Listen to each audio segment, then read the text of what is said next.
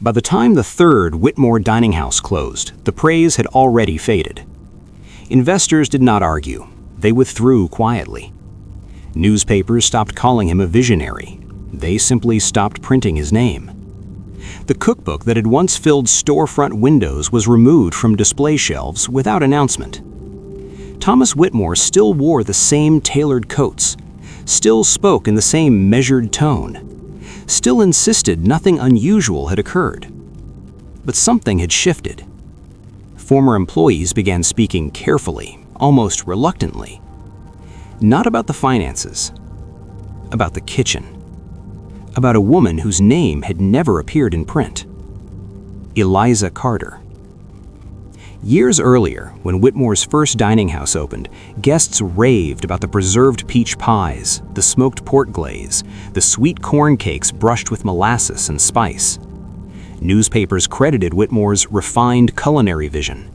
They praised his personal attention to kitchen innovation. They never asked who stood over the stove. And when, one evening, that woman dared to speak, the room fell silent. The humiliation that followed would ripple for years. By the time Whitmore's empire began to fracture, her name had already been erased. But not entirely. Eliza was not formally trained. She had no written recipes, no published methods, no recognition. But she had memory. She had technique. She understood preservation beyond necessity, smoking meat at controlled intervals, layering fruit with subtle combinations of sugar and crushed seed, balancing salt and sweet in ways guests could not explain but never forgot. Whitmore noticed. At first, he praised her privately. He told guests the household staff had natural ability. He observed carefully. He asked questions. He began writing things down. When the first dining house opened, the menu featured dishes nearly identical to those prepared in the Plantation kitchen. Eliza was moved there shortly after. Not introduced, not credited, just relocated. Whitmore began hosting investors. He described the cuisine as a reflection of his culinary experimentation. Guests applauded his refinement. Eliza stood behind a closed door, invisible. The cookbook came next. Whitmore's Southern Table, printed modestly at first, then reprinted. Inside were detailed recipes, measurements, techniques, even preservation timings Eliza had developed through trial and repetition. One evening, during a private investor dinner, a guest praised the peach preserve. Whitmore smiled. Eliza, carrying serving trays, paused and quietly said, "I prepared that before this house existed." The room shifted. Whitmore did not raise his voice. He did not appear angry. He laughed gently. "She has a charming imagination," he said to the table. Then he turned to her. "You forget your place." The guests smiled politely. One of them avoided eye contact. Eliza stood still. He did not punish her publicly. He did something colder. He reassigned her. Lower tasks, less visibility. He instructed staff not to discuss kitchen methods. The next edition of the cookbook added a preface. Whitmore described years of personal experimentation and refinement. Her humiliation became silent policy. And yet, whispers began. A former server left the business. A supplier noticed inconsistencies in timelines.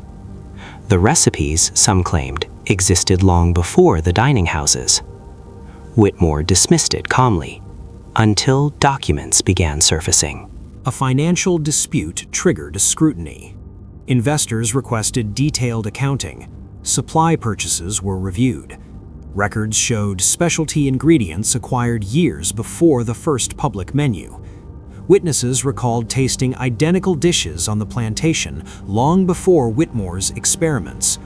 A former kitchen assistant provided written testimony describing Eliza's methods. Nothing explosive, just specific, precise, difficult to dismiss. The press did not accuse Whitmore of theft. They asked questions, quietly.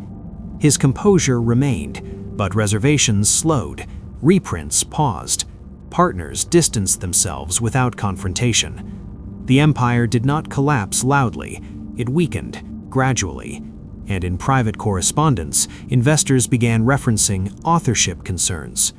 Whitmore denied wrongdoing. He insisted ideas belonged to the household, but the narrative had shifted. The final closure was understated.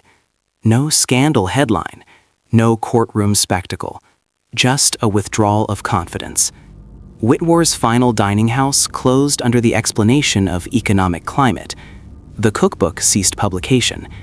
Years later, in regional writing about culinary origins, former employees began naming Eliza openly, not dramatically, simply factually. Her methods were described in interviews, her flavor combinations traced through memory. Whitmore lived quietly afterward.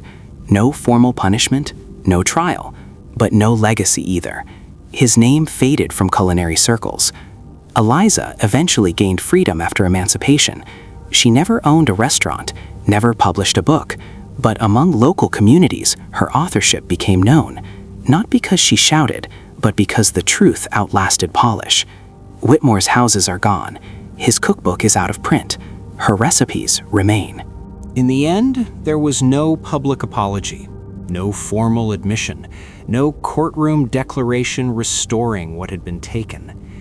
There was only a quiet correction, a gradual understanding, the realization that brilliance had stood behind a kitchen door while someone else stood at the podium. Thomas Whitmore understood presentation. He understood posture. He understood how to shape a story that benefited him. What he did not understand was permanence. Reputation built on borrowed work is fragile. It depends on silence, and silence rarely holds forever. Eliza never saw her name printed across a cookbook cover. She never signed a restaurant lease. She never received the applause that once echoed through dining rooms filled with her creations. But the flavors endured, the techniques survived, the stories resurfaced, not loudly, not all at once, but steadily. And in the end, that is what remained. His empire required investors. Her legacy required memory. One disappeared with the closing of a door. The other passed quietly from kitchen to kitchen, long after the signage came down. History does not always correct itself in the moment. Sometimes it waits, sometimes it gathers, and sometimes, years later, it speaks in a voice that can no longer be dismissed. Her recipes made him rich. Time made her visible.